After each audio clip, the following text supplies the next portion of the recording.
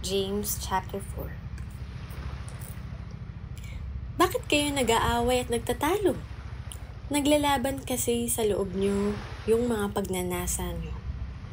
Meron kayong gusto pero hindi nyo makuha, kaya pumapatay kayo. Gusto nyong mapasa inyo ang mga bagay pero hindi nyo maangkin, kaya nakikipag-away kayo at nakikipaglaban. Hindi nyo makuha ang gusto nyo kasi hindi nyo naman hinihingi sa Diyos. At pag humihingi kayo, hindi yun binibigay sa inyo kasi mali ang motibo nyo. Humihingi kayo para pagbigyan ang mga pansarili nyong pagnanasa. Mga taksil! Hindi nyo ba alam na pag nakikipagkaibigan kayo sa mundo, inaaway nyo naman ang Diyos? Kaya pag kaibigan kayo ng mundo, kaaway kayo ng Diyos. Huwag niyong isipin na hindi totoo ang sinasabi sa Scripture. Puno ng matinding pagnanasa ang espiritong nilagay ng Diyos sa atin. Pero, sobrang mabait ang Diyos. Sabi nga sa Scripture, kontra ang Diyos sa mayabang. Pero binibless niya ang mga humble.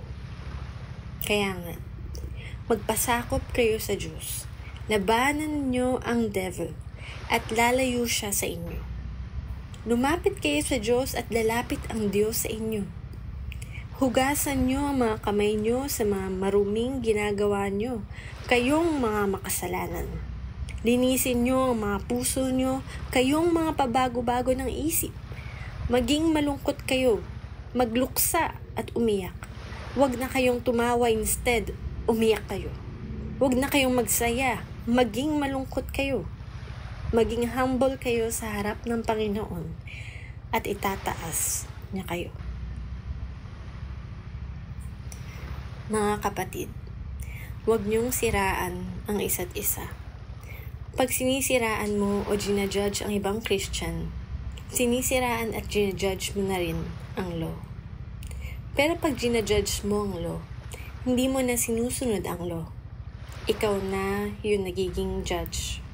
Ang Diyos lang ang nagbigay ng batas at siya rin ang judge. Siya lang ang kayang magligtas at magwasak. Sino ka ba sa palagay mo para mag-judge ng iba?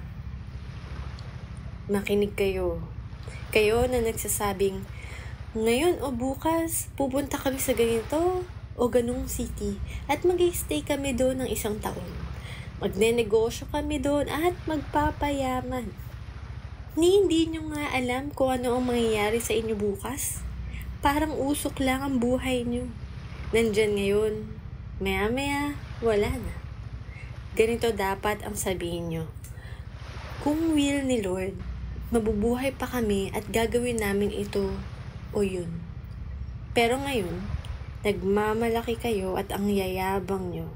Masama ang lahat ng ganyang pagyayabang. Kaya kung alam na ng isang tao ang tama na dapat niyang gawin, pero hindi niya ginagawa yun, nagkakasala siya.